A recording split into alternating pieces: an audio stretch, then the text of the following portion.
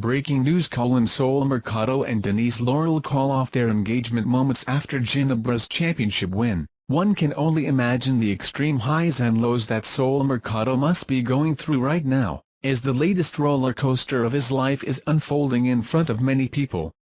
4 hours after Sol Mercado and the Barangay Ginebra Kings have achieved their coveted championship, their first 8 years, his longtime girlfriend Denise Laurel decides to call off their wedding. Laurel announced this to their supporters after they constantly tagged her in pictures that celebrated the victory of the Ginebra Kings. Denise posted on Instagram saying, "I just want to ask all of you for prayers right now and support," Laurel wrote on her account, after several fans tagged her in posts congratulating her boyfriend for his win. "From now on, Sol and I are just friends. I am very happy for him. But please don't tag me first on anything that has to do with him. We both tried our best." Laurel was also quick to clarify any thoughts of the fans about Sol cheating on him, saying that those were matters that they kept to themselves. "And also please respect Sol. He did not cheat on me, he didn't do anything wrong. We've both been trying for a while now. He's amazing and brought so much into my life. God has something planned for us both," she said. Prior to her sudden revelation on Thursday, Laurel was spotted at Mercado's games against the Meralco Bolts, including the title-clinching nail-biter Wednesday evening. Invite you to watch the video. Here's the reason why the love for President Duterte remains despite all his controversies. President Rodrigo Duterte's trust rating and popularity may decrease sometimes, but it always remains favorable. We are aware that our president is still going through various issues and controversies regarding his way of ruling the country. Some oppose him, while most are devoted to him. Even though Duterte hit the headlines with his controversial comments, his supporters are always just around the corner to come to his rescue.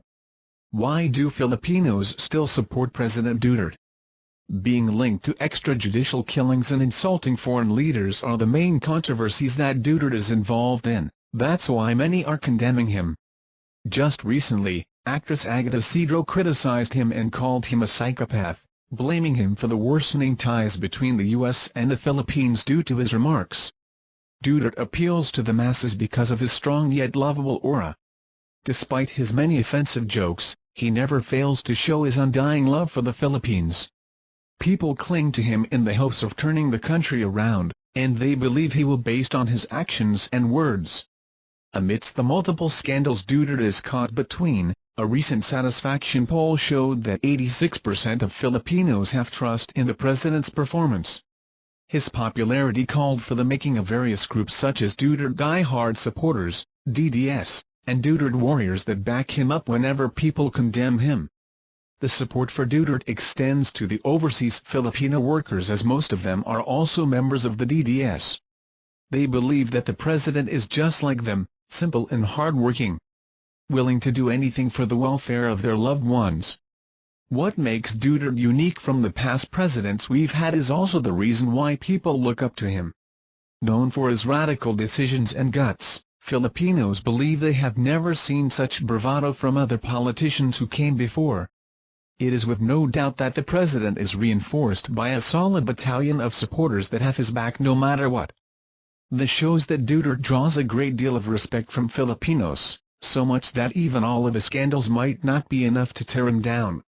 Invite you to watch the video. Senator Gordon lambasted President Duterte on breaking ties with U.S.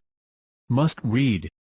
Thursday, Senator Richard Gordon made a remark on President Duterte's previous speech about cutting ties with the U.S.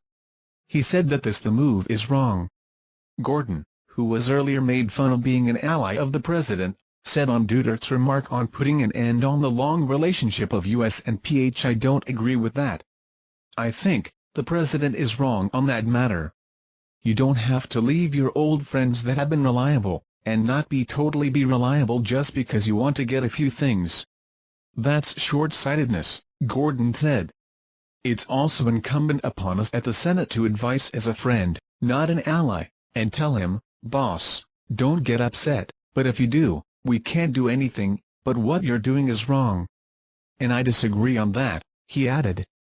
It can be remembered that the president has previously blurted out verbal assaults against the U.S. despite the U.S. being the biggest defense partner of the country. He has also inclined towards non-traditional allies, namely China and Russia. A threat on ending the joint military exercises with the Americans was made by the president even though they have standing defense treaties and agreements.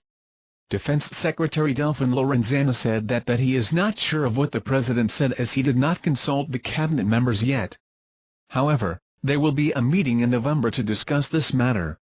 U.S. claims that ties with PH remain strong as they have been diplomatic in giving their response to President Duterte. However, some U.S. congressional staff went to Gordon's office to affirm the policy of the new administration. They are concerned with the policy.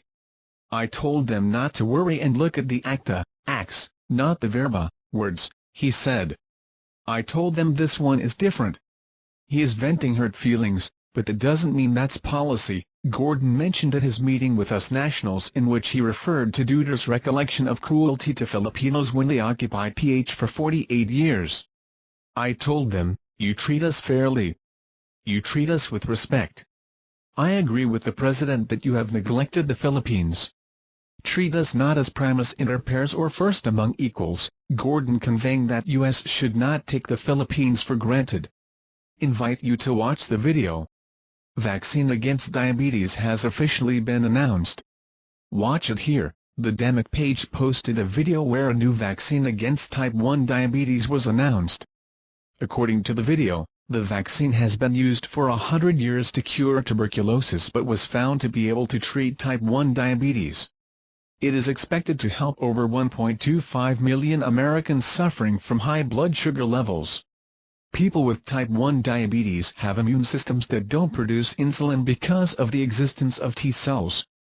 This vaccine can potentially eliminate T cells in the immune system so the body can produce insulin. Watch this video to know more about the vaccine. Invite you to watch the video. Things got uncomfortably awkward after Trump jabbed Clinton at a swanky New York charity dinner. Donald Trump started off on a good note of light-hearted jokes at a charity dinner in Manhattan on Thursday, but the mood turned once he started attacking Hillary Clinton more heavily. The Catholic charity dinner brought both presidential nominees together for an evening of cracking jokes, and some of Trump's initial blows landed well with the crowd. But the audience turned on him once his jokes got too serious. Now I'm told Hillary went to confession before tonight's event, but the priest was having a hard time when he asked her about her sins and she said she couldn't remember 39 times, Trump said. He then called Clinton corrupt, which drew a chorus of boos from the crowd. Hillary is so corrupt, she got kicked off the Watergate Commission, he said, to continued boos. How corrupt do you have to be to get kicked off the Watergate Commission? Pretty corrupt. Trump then cracked a joke about WikiLeaks, which has been publishing hacked emails from Clinton campaign chairman John Podesta. I wasn't really sure if Hillary was going to be here tonight because I guess you didn't send her invitation by email, Trump said. Or maybe you did, and she just found out about it through the wonder of WikiLeaks. The crowd laughed at that joke, but soured once Trump referenced a speech Clinton had made to a bank behind closed doors. A partial transcript of that speech was included in the Podesta emails posted on WikiLeaks. We've learned so much from WikiLeaks, Trump said. For example, Hillary believes that it's vital to deceive the people by having one public policy and a totally different policy in private. The crowd booed loudly at that, to which Trump said, "That's okay, I don't know who they're angry at, Hillary, you or I." He continued, "For example, here she is in public tonight pretending not to hate Catholics." Shocked boos rose up from the audience, but Trump pressed on. "Now, if some of you haven't noticed, Hillary isn't laughing as much as the rest of us," Trump said. "That's because she knows the jokes, and all of the jokes were given to her in advance of the dinner by Donna Brazile. That got more boos and heckling." Trump was referring to emails that hinted that Democratic National Committee interim chairwoman Donna Brazile gave the Clinton campaign a debate question in advance. He then continued on this course to more boos. "Hillary has been in Washington a long time," Trump said. "She knows a lot about how government works. And according to her sworn testimony, Hillary has forgotten more things than most of us will ever." ever know. Clinton's speech, which included more self-deprecating jokes, was more well-received by the audience. Despite the tension between the two candidates in recent weeks, Clinton and Trump shook hands at the conclusion of the dinner. Thank you for watching videos. You remember the likes and comments below. Thanks.